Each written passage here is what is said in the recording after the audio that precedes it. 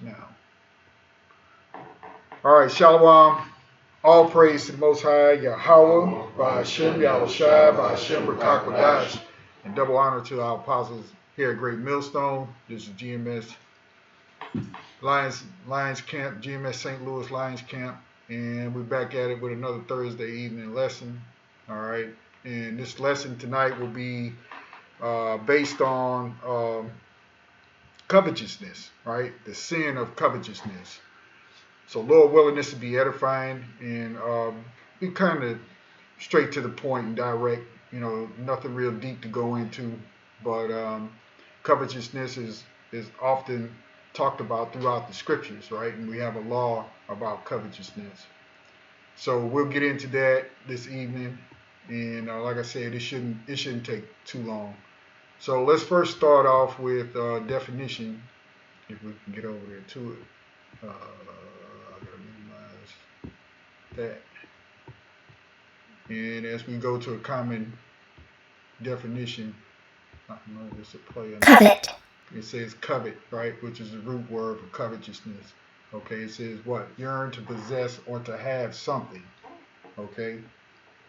And if we go further with it and look up the word covetous, it says here marked by inordinate desire for wealth or possessions or for another's possessions, right?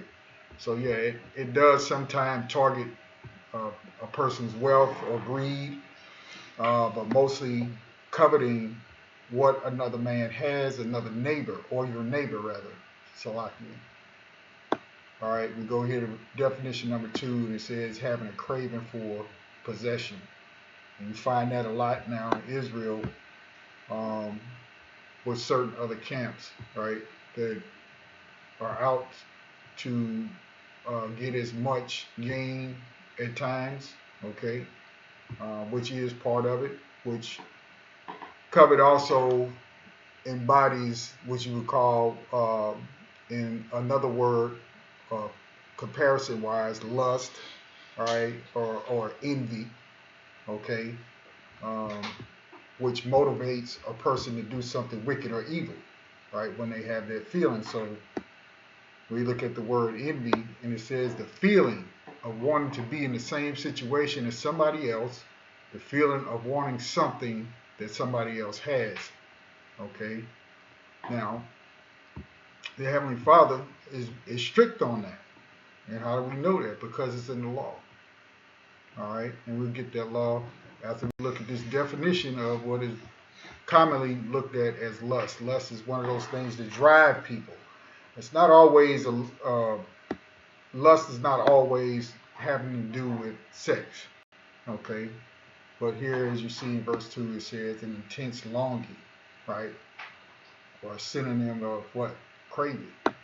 So it can be the craving of wanting to take somebody else's position, somebody else's title, somebody else's wife, somebody else's car, somebody else's money, somebody else's life. That's why you have so-called identity theft, right? Because it looks like somebody else is doing better than you, and that's what you want. Okay, so that's sinful. All right, brother, if you would, Exodus 20. Fine, it's Exodus 20:17. It says, "Thou shalt not covet thy neighbor's house. Thou shalt not covet thy neighbor's wife, nor his maidservant."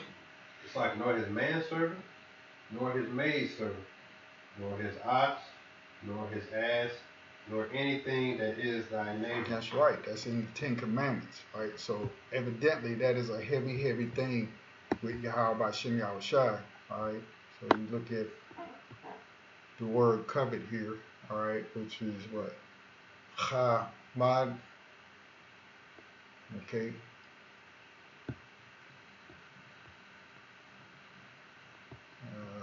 Let's scroll down here, and it says what? To desire, covet, take pleasure in, delight in,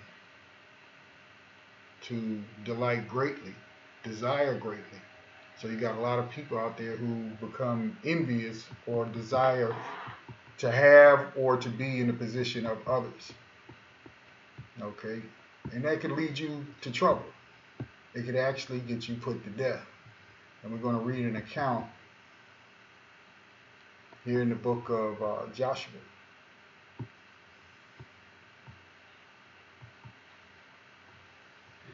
This is Joshua chapter 7, and it reads, "But the children of Israel committed a trespass in the accusing thing.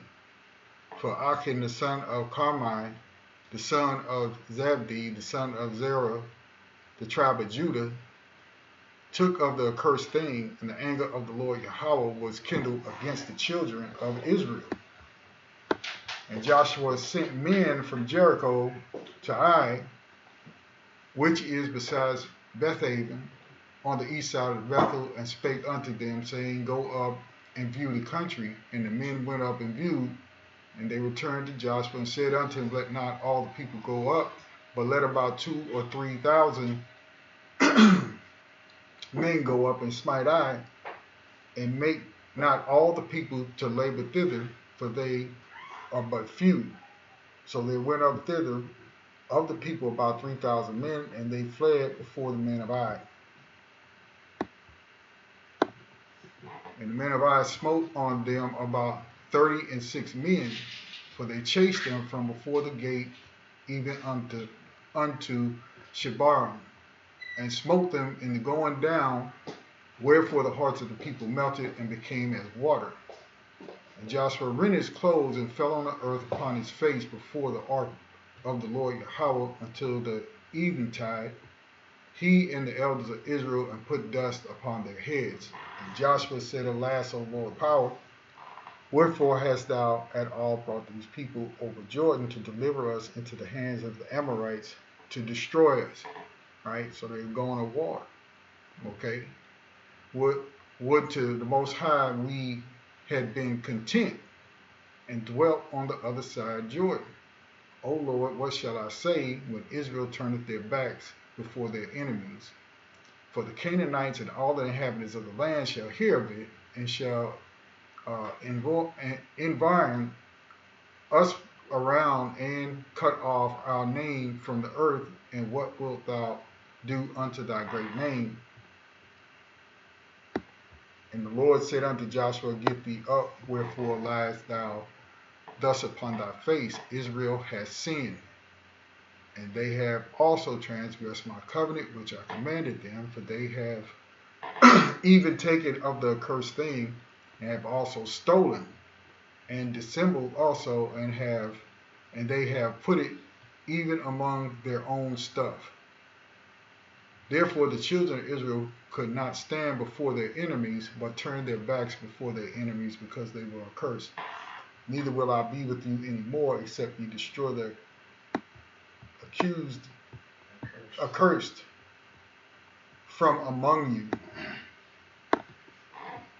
Up, sanctify the people, saith, and say, Sanctify yourselves against tomorrow. For thus saith the Lord power of Israel, there is an accursed thing in the midst of thee, O Israel. Thou canst not stand before thine enemies until ye take away the accursed thing from among you.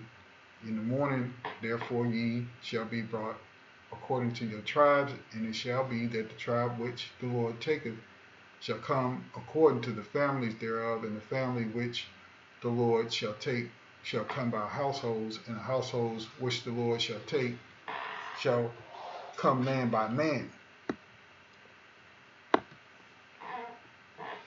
Verse 16, So Joshua rose up early in the morning and brought Israel by their tribes, and the tribes of Judah were taken. And he brought the family of Judah, and he took the family of the Zarites, and he brought the family to the Zarites man by man, and Zabdi was taken. And he brought his household man by man, and Achan the son of Carmi, the son of Zabdi, the son of Zerah, the tribe of Judah, was taken. And Joshua said unto Achan, My son, give, I pray thee, glory to the Lord, power of Israel, and make confession unto me, and tell me now what thou hast done, hide it not from me. And Achan answered Joshua and said, Indeed, I have sinned against the Lord, power of Israel, and thus have I done. And this was all for context sakes, but here's the point in verse 21. When I saw among the spoils of goodly Babylonish garment, a goodly Babylonish garment, and 200 shekels of silver, and a wedge of gold uh, of 50 shekels weight. Then I coveted them and took them, and behold, they are hid in the earth in the midst of my tent, and the silver under it. So Joshua sent messengers, and they ran unto the tent, and behold, it was hid in his tent, and the silver under it. And they took them out of the midst of the tent, and brought them unto Joshua and unto all the children of Israel, and laid them out before the Lord. And Joshua and all Israel with them took Achan, the son of Zerah, and the silver, and the garment, and the wedge of gold, and his sons, and his daughters, and his oxen, and his asses, and his sheep, and his tent, and all that he had, and they brought them unto the valley of Achor. And Joshua said, Why hast thou troubled us? The Lord shall trouble thee this day. And all Israel stoned him with stones, and burned him with fire, after they had stoned them with stones. And they raised over him a great heap of stones unto this day, so that the Lord turned from the fierceness of his anger. Wherefore the name of their place is called the Valley of Achor unto this day. So his covetousness got the best of him and got him put to death. You see? And so that's why when you read the scriptures, you see so much about being covetous, not to have a covetous person around you, all right? All these different types of things, right? Don't be greedy for gain, so on and so forth. Okay, so that was a story in our history about why the Lord has that in there in the Ten Commandments about being covetous. Okay, all right, that'll get you jacked up. All right, who did I ask for Romans? Brother Legend? Okay, go ahead. This is the book of Romans, chapter 7, verse 4. Wherefore, my brethren, ye also are become dead to the law by the body of Hamashiach, that ye should be married to another, even to him who was raised from the dead, that we should bring forth fruit unto Yahweh. For when we were in the flesh, the motions of sins, which were by the law, did work in our members to bring forth fruit unto death. But now we are delivered from the law, that being dead wherein we were held, that we should serve in newness of spirit, and not in the oldness of the letter. That's right. And see, that's the oldness of the letter of the law. So this is why we have it, what we talked about it once before, the dispensation of grace, and the fact that if you held to the law, you could be put to death. Okay. All right, go ahead and finish it out, brother. Verse 7, what shall we say then? Is the law sin? Yahweh forbid. Nay, I had not known sin, but by the law, for I had not known lust, except the law had said, Thou shalt not covet. That's right. So there you saw an example of it in the history of the Israelites. Okay, that's just one example. There's many other examples. All right, but this shows you that that lust can drive you, right, to be covetous, and that covetousness is a sin. Okay. Now let's see here. What did I say? Mark 7. Let me get over there.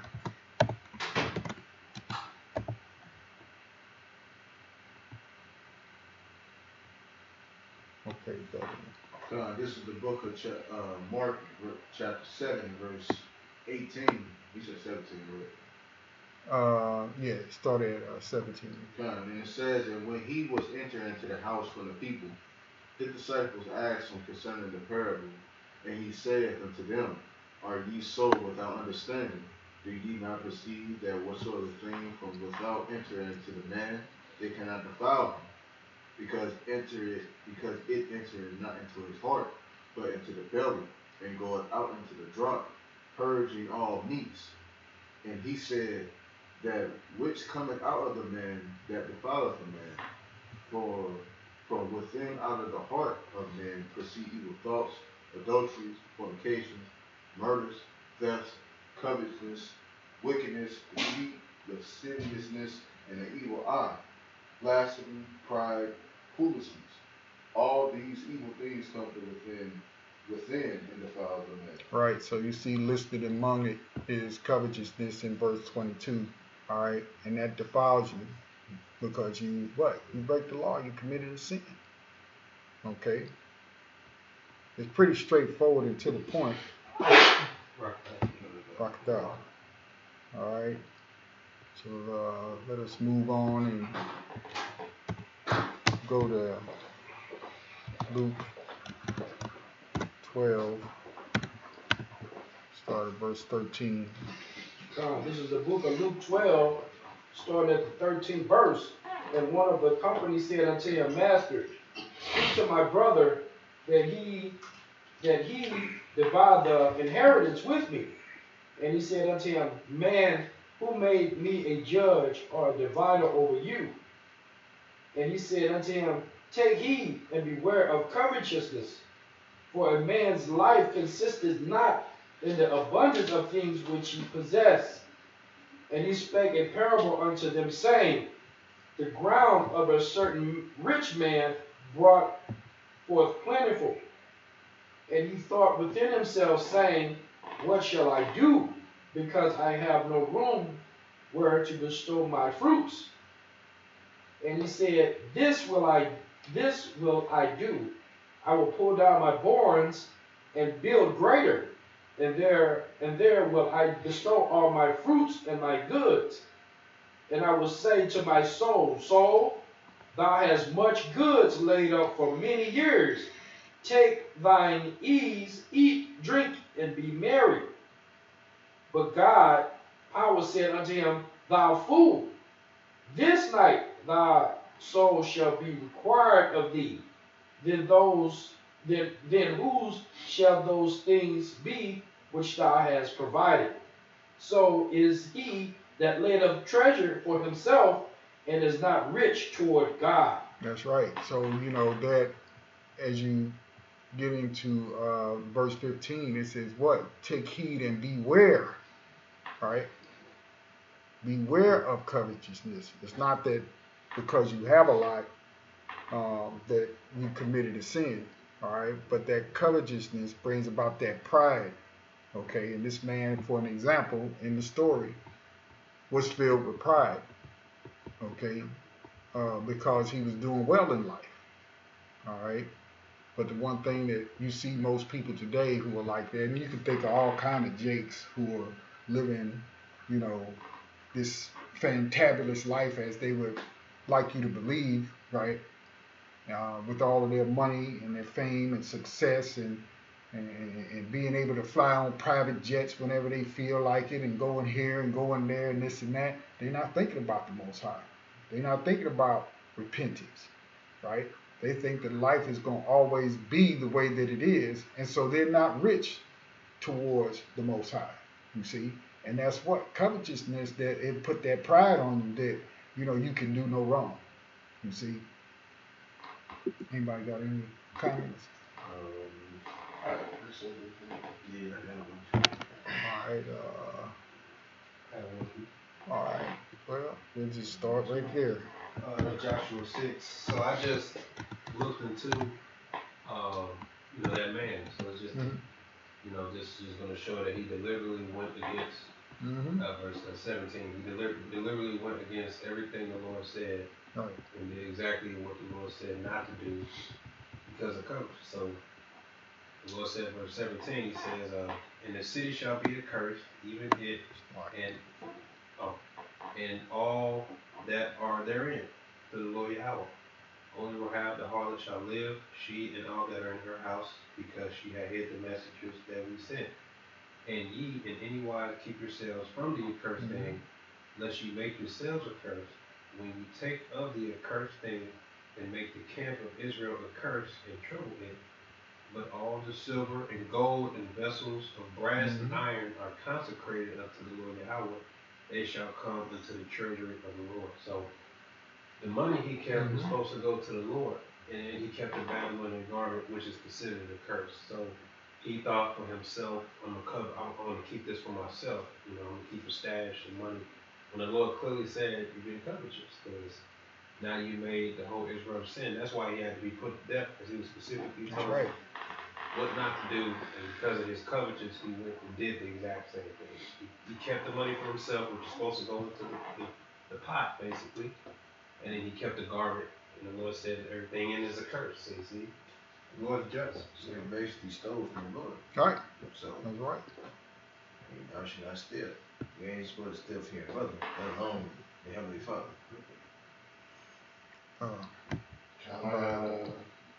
Second Samuel chapter 11, starting at verse 3, when King David committed adultery with Bathsheba. Mm-hmm. Right, it says, and David sent in it, so like here we start at verse 2. It says, and it came to pass in an evening tide that David arose from off his bed and walked upon the roof of the king's house.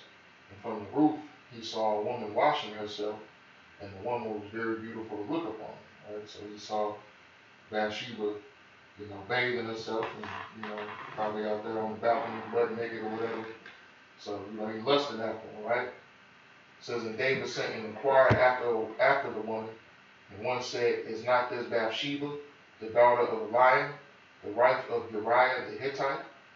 And David sent messengers and took her, and she came in unto him, and he lay with her, and she was purified from her uncleanness, and she returned into her house. And the woman conceived and sent and told David and said, I am with child. Right? So I'm gonna skip down a little bit because David had called for her husband Uriah. I'm gonna skip down to verse 14, right? Because David had a couple of talks with Uriah, which was her husband. Verse 14, it says, and it came to pass in the morning that David wrote a letter to Joab and sent it by the hand of Uriah. And he wrote in the letter saying, set ye Uriah in the forefront of the hottest battle, and retire ye from him, that he may be smitten and die.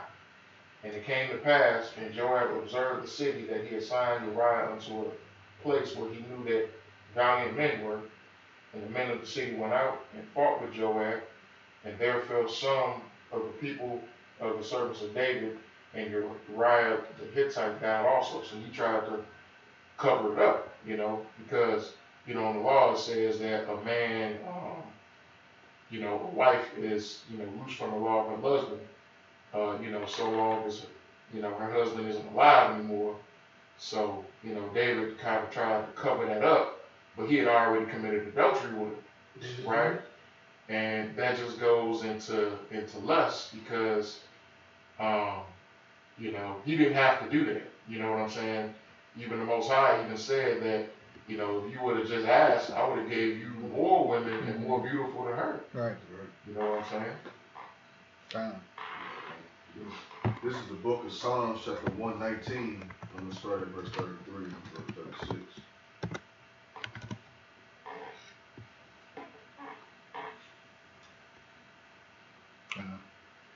And the reason it says, teach me, O Yahweh, the way of thy statutes, and I shall keep it in. Give me understanding, and I shall keep thy law. Yea, I shall observe it with my whole heart. Make me to go in the path of thy commandments, for therein do I delight. Incline my heart unto thy testimonies, and not to covetousness. Covetousness, yeah, right. So the point is, you want the Lord to always keep you well steadied and not getting turned away by diverse lusts, because just like the story with King David, that was a form of diverse lust, and when you pray to the Lord, that should be one of the things that you pray into the Lord too. Keep my heart focused on these things which are important, which is these scriptures, man. Because at the end of the day, man, things are going to be enticing, That's why it's called lust. It's supposed to draw your eyes, But when you got the whole armor of Yahweh Shem Shad on, it's not going to overwhelm you, All right. You got to appreciate it.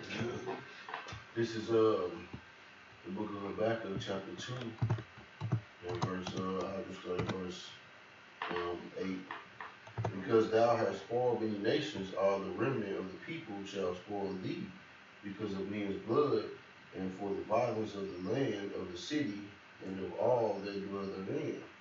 Woe to him that covet an evil covetousness to his house, that he may set his nest on high, that he may be delivered from the power of evil.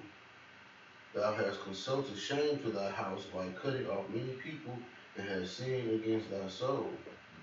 You know, pointing to Esau and his judgment that awaits. Mm-hmm. Uh, Verse 11, for the stone shall cry out of the wall, and the beam out of the timber shall answer it. Woe to him that buildeth a town with blood, and establisheth a city by iniquity. You know, and Esau is guilty of all that. You know, everything he has gotten through the sword, or the force of the sword, you know, by violence, because he wanted everything that everybody else had. That's right. You know, and he has that judgment coming to him. Which, I mean, probably say he can't even do nothing about it, because that's just what he was made for.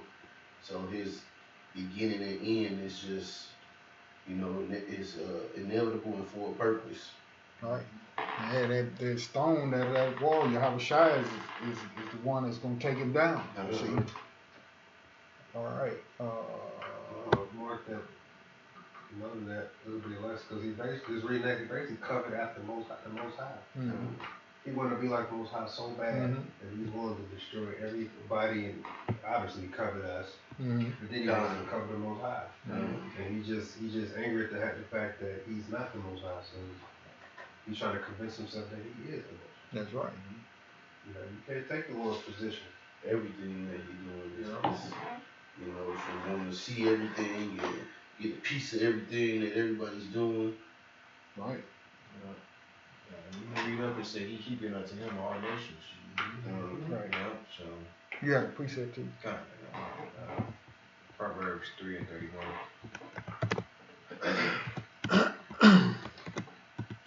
What's up, 7? All right, brother, you got the floor. And it reads, envy thou not the oppressor, and choose none of his ways. So, so we ain't supposed to envy the oppressor, because you got a lot of our people that envies Esau, even so-called white man. Mm-hmm. You know, and not only him, because Jake always coveted the rulers that was ruling at that point of time. You know, because even when he was coming out of Egypt, you had our people that wanted to go back to Egypt. They was covetous towards the Egyptians and how they lived and what they had. Mm-hmm. You know what I'm saying? And that's what I say that all the time, you know, just by looking at things on a daily basis, you know, just as I stated earlier, you know, Jake, like, you get to a point like when you traveling, right, and you see Jake and, you know, you started out in economy, right, and then you get to first class. Yeah. Well, you know, because, you know, the crackers travel first class. They get all their free drinks and all their perks. Well, you know, Jake get a little bit more money. Now he want to do what Esau doing. He want a private jet now. Right. You know, and take on a lot of the ways of Esau. You know, smoking $50 cigarettes and cigars rather, and popping bottles and all this kind of thing, man. That's what them fucking heathen do. You know, right. they you know, Jake want to emulate everything that they see. You know. That's Kanye West. That's his problem. He has more than his heart. That's right. But he wants to be like the Edomite. He's like, I want to be basically like the elite bankers. Right. And he basically cries because he can't. You cast out. You know, man.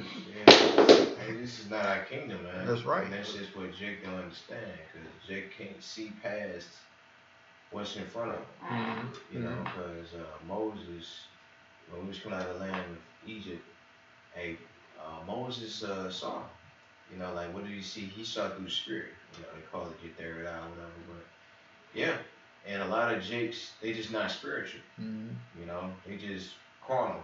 And when you come to the truth, you gotta learn how to be spiritual. Because even this truth is spiritual. Right. And look at where we at right now. This is about to be 2025 AD. Babylon 2.0, Yahweh Shemi Shai is about to come back and destroy this place, but niggas don't see it. Mm-hmm. You know, like literally, we at the brink of World War III. They talking about bombs bombs already dropping. Mm-hmm. You know what I'm saying? And niggas still haven't repented from their sins. Like today is Thanksgiving. Like niggas just ate some damn holiday hams and pineapples and cherries. You know? So yeah. Verse 1. Yeah. Right. Go ahead, buddy. What you got? I got Psalm 73. Yeah, I was just talking to a friend of mine last night. And we were talking, and me being a little bit older, you know, it's like I never thought I'd see the day where a basketball player would be making $40 million a season. You know, I mean that's bananas. I never thought I would see that day. You know, but Jake is just getting more and more, and you know. But go ahead, brother. I'm sorry. But this is Psalm 73, starting at the top, right? It says, "Truly, God's power is good to Israel, even to such as are of a clean heart." Okay. Verse 2, it says, "But as for me," this is the point God was going into. "But as for me, my feet were almost gone. My steps had well nigh slipped." Right? Because David, you know, he was after a man after the Yahweh Shemi's own heart. And Yahweh Shemi Yahushua was good to David. Okay? And he says, "For I was envious at the foolish when I saw prosperity of the wicked." Okay? So David was looking at how the wicked prosper. And like your brother was saying, like, it tempts you to leave off your path the way you should go, you know, when you're following Yahweh Shem Yahushua. And what did David call it? He called it foolish, right? When he saw the prosperity of the wicked. Okay? So to be envious of these devils, okay, because verse 4 says there is no bands in their death, but their strength is firm. Okay? And why is their strength firm? Because the earth was given into the hand of the wicked. Okay? Okay? "They are not in trouble as other men, neither are they plagued like other men." So upon seeing that, David was like, well, man, look at these guys. But he had to catch himself, okay, because he said he had almost slipped. Okay, and that's what the brothers was going into. All right, let's get back on track here. We'll get to Ephesians 5, Brother Azar.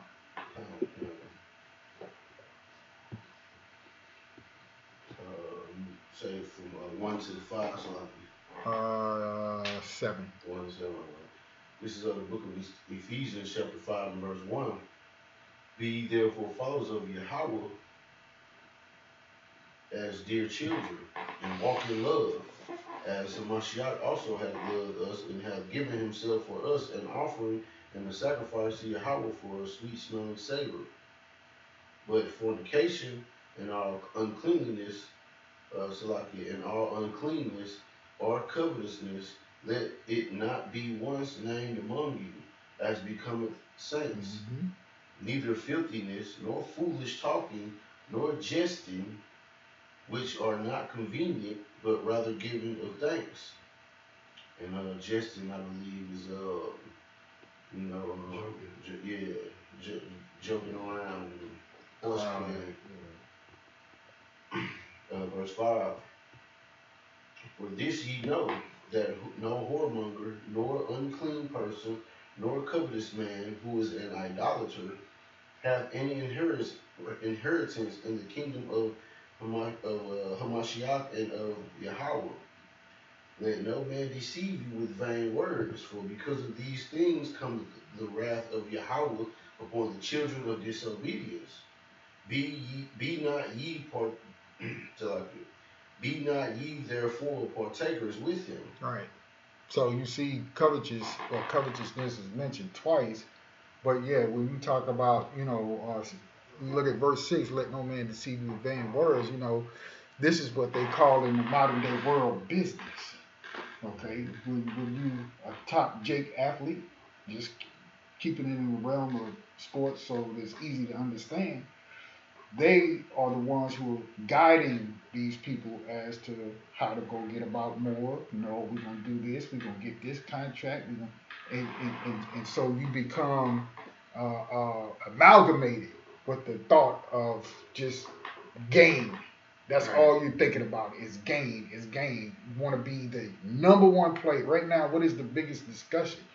Is LeBron James the GOAT? You know, trying to take a quote unquote coveted spot of Michael Jordan being the GOAT. That's all the talk is that's going around in the NBA. How do you not have him as number one, this, that, and another? You know, going after he himself, I think it was probably around 2019, LeBron said, yeah, he was the GOAT.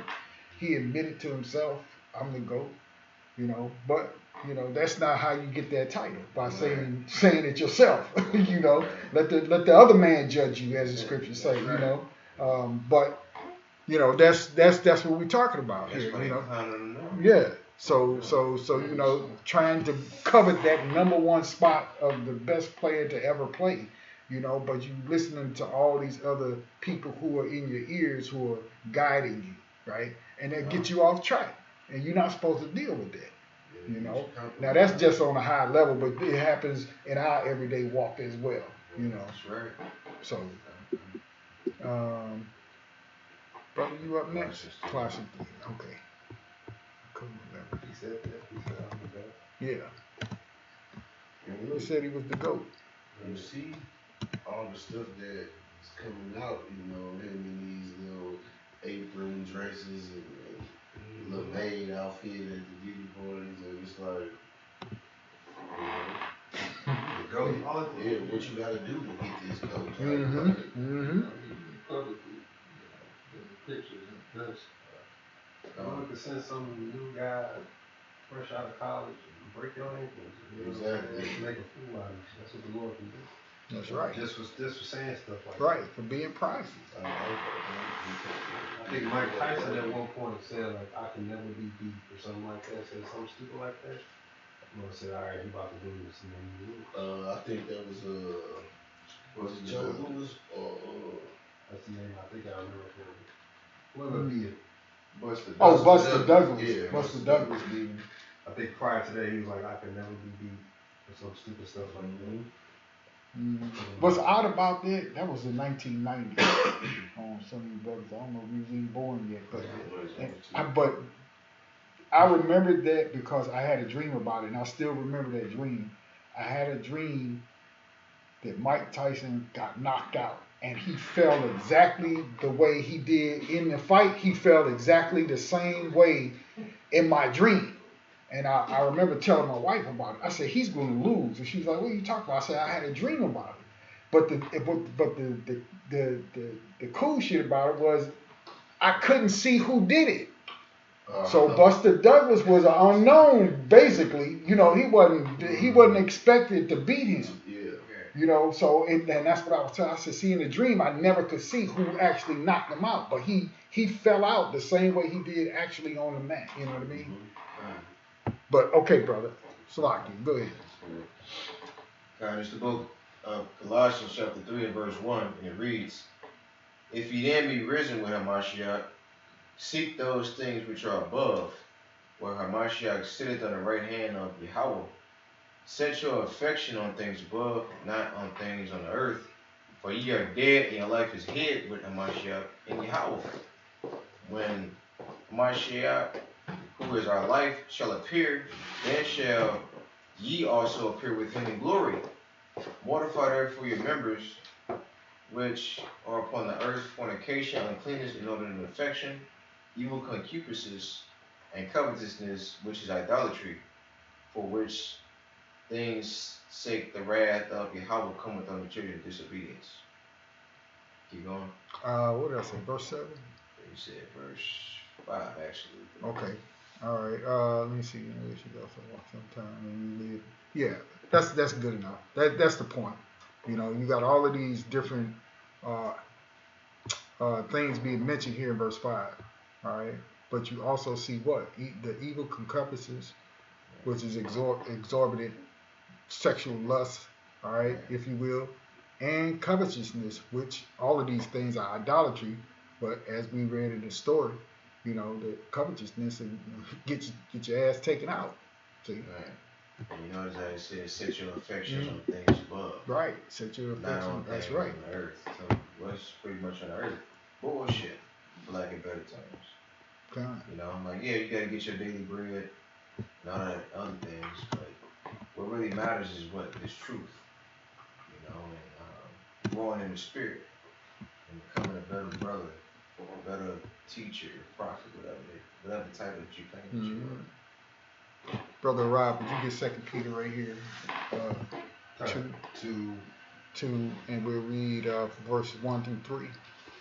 Kind of says, like Peter's 2. It says, but there are false prophets among the people, even as there shall be false teachers among you, who privately shall bring in damnable heresies, even denying the Lord that bought them, and bring upon themselves swift destruction.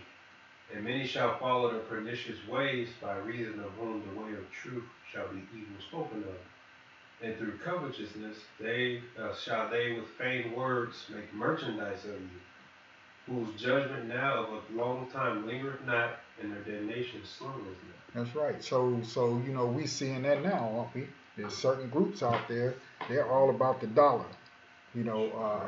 Cash App, this and that. What's the other one that they use? I'm not real familiar. What is it called? Yeah. However they want this electronic money, you can.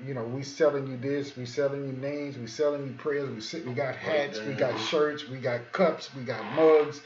Okay. Everything is about what? Trying to get that money out of you, right? And with those vain words, they're making merchandise of the saints. All right. You see? Brother Barriala, think about it. I think we can get these last couple in here. If you don't mind, go to Matthew 7. And we'll go to verse 15. Matthew 7:15 through 20. And then, Brother Karatazar, get James 1, verse 12 through 15. James 1, verse 1 through 15. James 1, 12 through 15. And that'll be all I have. Okay, brother, go ahead. I'm sorry, it's lucky. Now this is Matthew 7 and verse 15. Beware of false prophets, which come to you in sheep's clothing, but inwardly they are ravening wolves. Ye shall know them by their fruits. Do men gather grapes of thorns, or figs of thistles? Even so, every good tree bringeth forth good fruit, but a corrupt tree bringeth forth evil fruit. A good tree cannot bring forth evil fruit, neither can a corrupt tree bring forth good fruit. Every tree that bringeth not forth good fruit is hewn down and cast into the fire. Wherefore by their fruits ye shall know them. Did I say 21? I think one. Okay, I know. It says, not every one that saith unto me, Lord, Lord, shall enter into the kingdom of heaven, but he that doeth the will of my Father which is in heaven. No, you were right. I'm sorry, Salaki. I wanted you to stop at 20. That was right. You were right. But yeah, so we know that these false prophets are out here, right? As we read in 2 Peter, making merchandise. And how you gonna know that they false? You know them by their fruits. That's how you know. Yeah, It's June. It ain't the chip. All of these things, they're giving you, they're bearing their fruit before you to let you know that they're false prophets. Right? Teaching the name of the Lord. Right. And well, this one does. I call on y'all all the time. Oh no, I don't know. See, no, that's nothing but confusion. So in Discord. Yeah, nothing but confusion. You see, so you know them by their fruits, by what they're producing in front of you. Okay. Did y'all get 2 Peter? I did, yeah. I mean, not unless there's some other verse. We went through 1 through 3. You got something else in there you want? Nah, that's cool. All All right, brother. Yeah, appreciate it. Okay. Well, we'll let that brother read his, and then we'll get your precept. Okay. What did I tell you? James. 12 and 15. Yeah.